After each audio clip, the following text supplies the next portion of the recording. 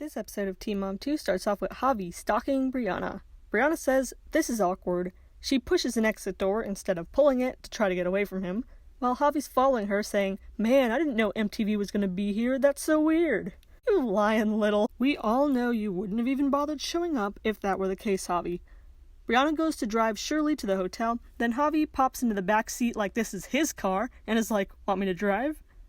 The fact that Briana lets him into the car instead of kicking him out and driving off implies that maybe she isn't as angry about him being there as she's saying she is. I think she might just be eating up the attention right now. Poor Shirley just had her surgery and is in the back seat drugged up, wondering when these two are going to shut the hell up. MTV then visits a new cast member called Hawaii, since that's what they put where they usually put the name of the cast member they're doing. Seriously though, them choosing to document the actual state of Hawaii for the show would actually make more sense than the random people they're shoving onto Team Mom OG recently. Like, who is this, and why is this? I don't get it. Anyway, the actual reason it says Hawaii there is because Kail and Leah are on vacation together with some of Kail's friends. They do vacation activities like snorkeling, swimming, and whatnot. Leah talks about Allie's problems at school to Kail. She says Gracie has been hearing people bully Allie for the way she walks, and when Gracie heard that, she punched a book and got in trouble for that. Honestly, she probably should have punched the kids bullying her sister, not a book. I wouldn't have given her detention for that if I were the teacher. Might have just looked the other direction at that moment. Leah says they try not to think of her disease too much and just enjoy every minute they have with her now. Chelsea says Aubrey is going to hang out with her half-sister Paisley, who she rarely sees. Apparently, Paisley sees Adam even less than Aubrey does, due to restrictions that her mom Taylor placed on him. It's time for Janelle to pick up her son Kaiser, and she does not want to go. After David's mom and Nathan's argument, David's mom doesn't want to go either. And Janelle can't go with David because of the restriction on filming. So Janelle makes her friend Jamie go do it. When Nathan sees Jamie, he said, "Oh, Janelle didn't come? I guess nobody likes me anyways." Well, you're not wrong. If only Janelle had that level of self-awareness, though. Later, Nathan discusses Kaiser with his girlfriend. Now that Nathan's charges from his ex are dismissed, he wants to try to get custody of Kaiser. Barb calls Nathan, saying that Jace came back and told her a little story of what's going on. According to Jace, David wouldn't let Kaiser pee when he said he had to go, and then he peed on David. Then David spanked him so hard that he was crying. Very disturbing and depressing stuff to hear. I think even if you don't disagree with spanking, Kaiser is very young, and it was David's fault in the first place for not letting him go to the bathroom when he said he had to go. And it's easy to believe that Jace is telling the truth because look at a few episodes ago in the cabin, where David refused to believe Kaiser had to go to the bathroom. It's the same exact thing. Nathan tells Ashley about this and she starts crying. Barb and Nathan agree to meet up for lunch to discuss what could be done. Leah and Kail and company go to the jungle. This just reminds me of Naked and Afraid, and makes me wonder how Kail would do on that show. She said on her podcast that she wants so badly to go on the show and she doesn't know how Macy's agent did it. But I don't think Kail would last an hour without looking at her phone while people are talking to her, and she'd probably demand that her partner be Chris, so she could tie him to a tree and force him to be with her.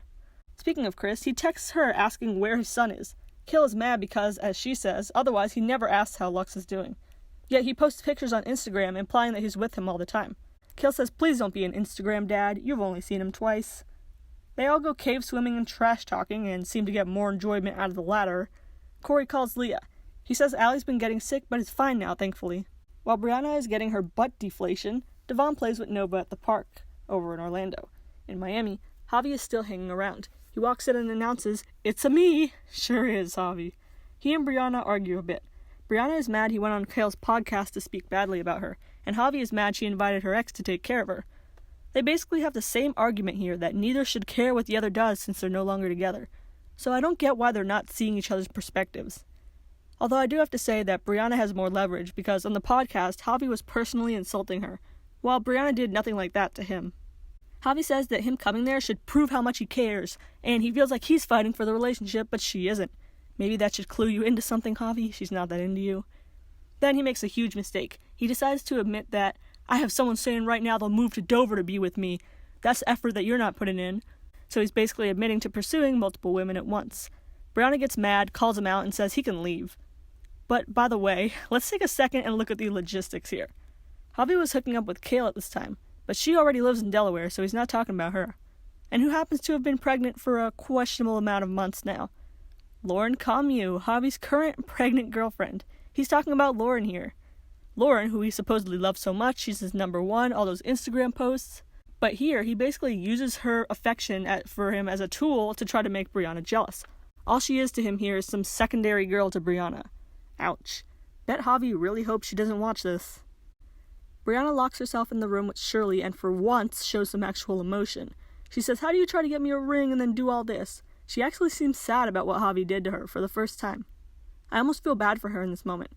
But not as bad as I do for Lauren, who is so very clearly Javi's plan B. Though obviously that wasn't used.